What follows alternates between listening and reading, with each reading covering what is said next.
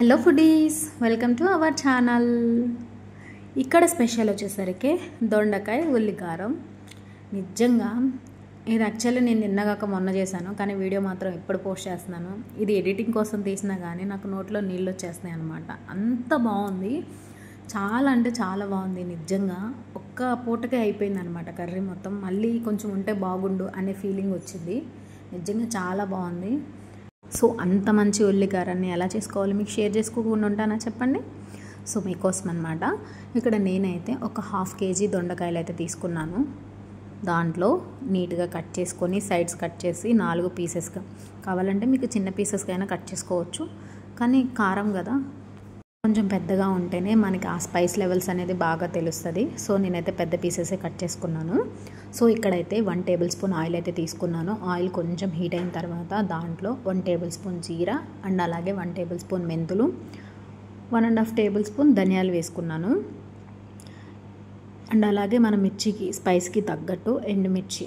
నేనైతే ఇక్కడ నార్మల్గా తినే వాళ్ళకి 4 మిర్చి సరిపోతుంది. నాకు ఇంకా కొంచెం స్పైసీగా తినాలి అని అనిపించింది. సో నేను తర్వాత మళ్ళీ కొంచెం ఒక 2 మిర్చి అయితే యాడ్ చేసుకున్నాను. తర్వాత 2 మీడియం సైజ్ ఆనియన్స్ అయితే వేసుకున్నాను.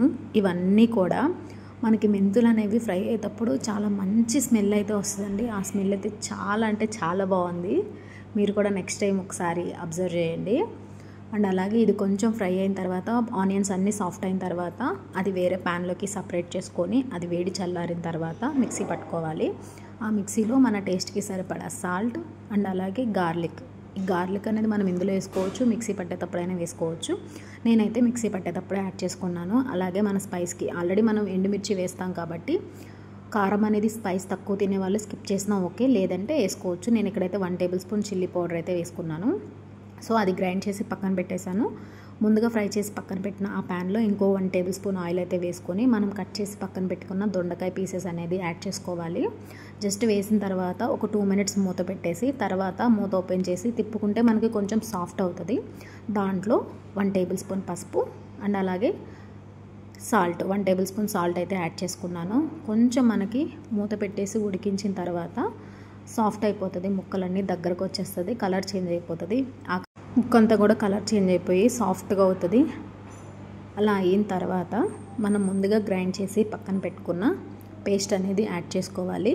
చూసారు కదా, ఇలా చూపించినట్టు ఇలా కలర్ చేంజ్ అయిన తర్వాత మనం ముందుగా గ్రైండ్ చేసి పక్కన పెట్టుకున్న పేస్ట్ అనేది యాడ్ చేసుకోవాలండి. మొత్తం అప్లై అయ్యేంత వరకు కలుపుకోవాలి. మొత్తం కలుపుకొని ఒక 2 మినిట్స్ ఉంచేసి స్టవ్ ఆఫ్ చేసుకోవటమేనండి. వేడి వేడి దొండకాయ ఉల్లికారం అయితే రెడీ అయిపోతుంది. నిజంగా టేస్ట్ అయితే చాలా అంటే చాలా బాగుందండి. తప్పకుండా ట్రై చేయాల్సిన రెసిపీ. నిజంగా చేసిన తర్వాత ఇదేంటి ఇంత బాగుంది అనిపించింది. ఈ వేడి వేడి ఉల్లికారాన్ని వేడి వేడి అన్నంలో వేసుకొని తింటే నిజంగా టేస్ట్ అయితే వేరే లెవెల్ అండి. చాలా అంటే చాలా బాగుంది నిజంగా. కానీ నేను చేసింది తక్కువ క్వాంటిటీ అవ్వటం వల్ల ఇంకొంచెం ఉంటే బాగుండు అనే ఫీలింగ్ వచ్చింది. మీరు తప్పకుండా ట్రై చేయండి. కొంచెం స్పైస్ ఎక్కువ తినే వాళ్ళైతే కొంచెం స్పైస్ ఎక్కువ వేసుకోండి, అప్పుడే మంచిగా అనిపిస్తుంది.